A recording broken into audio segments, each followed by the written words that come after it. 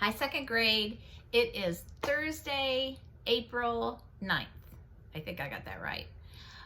We're getting ready to have a long weekend. Are you excited? I know I am. Remember, at noon today, that's it. We're done until Monday. Before I tell you who the student is that I was talking about yesterday, go ahead and turn to page 130. We're going to read both the two last stories in this chapter. And so we'll be reading page 130 through 134, I believe. The student I was talking about yesterday, where I messed up, gave my clue for the student earlier in the week, and then told you the wrong student the next day because I didn't write it down, I confess. It's Jacob. Jacob has dark hair, wears glasses, has a sister, and we know how much Jacob loves art. And he has a great smile, and he's really a great kid to be around. So hi, Jacob. I hope you have a great weekend. All right, let's get started because we have a lot of reading to do. What if? All right, class, said Miss Blossom, it's time to vote. Miss Blossom walked between the desk with the shoebox that had a hole in its lid. The kids put their votes in the shoebox. When will you tell us what food got the most votes? Lily asked Miss Blossom. I won't tell everyone, said Miss Blossom. I'll tell only the person who wrote about the winning food. That person will bring the food on Friday. It will be a surprise for the rest of you. We'll have the winning food as a snack and a picnic on the roof. What if there's a tie? Asked Fritz. Or what if three foods all get the same number of votes? Asked Tack. What if some yucky food wins? Asked Alf. That would be a terrible surprise. Miss Blossom laughed. What if, she said. Wait and see. That's what surprises are all about. Do you think Miss Blossom already knows the results? I think she probably does. All right, we're going to keep going. And the winner is... On Friday, huge storm clouds hung low over the school. After lunch, it was so gloomy that Miss Blossom had to turn on the lights. Then crash, thunder boomed, and crack, lightning sliced the sky.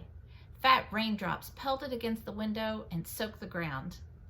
Now we can't have our picnic, wailed Doc. Yes, we can, said Miss Blossom. We'll have it inside. The children helped Miss Blossom push the desk and chairs to the sides of the room. Cass sneaked out of the room as everyone sat, full of wiggles and giggles of excitement. Miss Blossom said, the winning food is... She opened the door and in came Cass with popcorn and rooster cups for everybody. Hooray, the class cheered. Popcorn won, said Miss Blossom, so Cass made rooster cups for everyone. We'll take them to the Roosters game tomorrow, Oswald said to Cass. Thank you. You're welcome, said Cass. She and Oswald held up their cups and cheered. Cock-a-doodle-doo. That must be the cheer that you do at a Roosters game. That kind of makes sense. All right, just a couple little things before we find out the results to our vote. First of all, can you tell I'm not where I usually am? I'm actually in my daughter's bedroom. You might be able to see her unmade bed a little bit back there. We switch floors. Her bedroom's upstairs, and where I usually film is downstairs. She's a dancer, so just like you guys are doing Zoom, she does all her classes on Zoom too. And a lot of times in the afternoon, she has to do actual dance classes through Zoom. And with her college teachers, isn't that crazy? So she's downstairs today, so I'm using her room upstairs. The student I'm thinking about, and I'll tell you the answer on Monday, this student has a sister in either kindergarten or first grade, and we know this student's mom, and this student is very, very, very busy. The student dances, I believe plays tennis, plays soccer, and goes to gymnastics. I don't know how the student does all of those things. Who am I thinking about? I bet you figured it out by now, maybe. I'll tell you on Monday. All right, so we know that Popcorn won with the Super Kids. Funny story, Popcorn did not get one vote with our class. Isn't that funny? Maybe if it had been a Rooster Cups, I don't know. That could, maybe we would have voted for it. I don't know.